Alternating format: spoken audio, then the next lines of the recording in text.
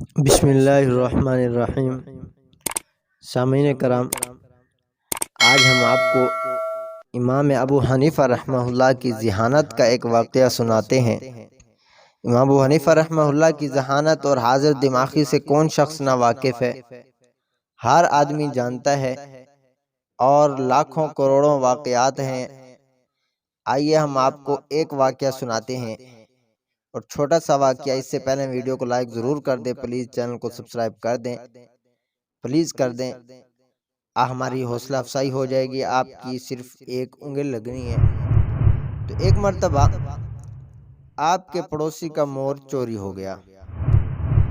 پڑوسی نے آپ کے پاس آ کر شکایت کی کہ حضرت، میرا مور چوری ہو گیا ہے اور چور کے بارے میں جاننا چاہوں گا میں، آپ رہنمائی فرمائیں۔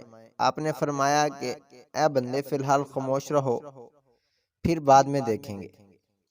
جب امام ابو حنیفہ رحمہ اللہ نماز کے لیے تشریف لائے تو سب لوگ جمع ہو گئے، تو آپ نے فرمایا کہ اس شخص کو حیا نہیں آتی جس نے اپنے پڑوسی کا مور چوری کیا ہے، اور مور چوری کرنے کے بعد نماز میں نماز پڑھنے بھی آ گیا ہے، حالانکہ مور کا پر اس کے سر میں ابھی بھی لٹکا ہوا ہے۔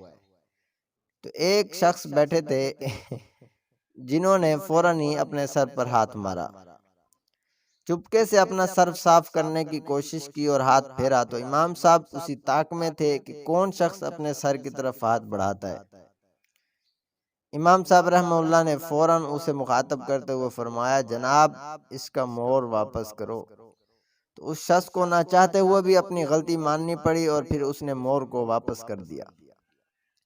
تو حضرت امام ابو حنیفہ رحمہ اللہ کی ذہانت چیک کریں، چونکہ اسی طرح کا واقعہ آپ علیہ الصلوۃ والسلام کا بھی آتا ہے کہ جنہوں نے آپ علیہ السلام نے فرمایا چور کی داڑھی میں تنکا، تو ایک شخص بیٹھے تھے جنہوں نے۔ تو پلیز اس ویڈیو کو ضرور لائک کریں، چینل کو لازمی سبسکرائب کریں۔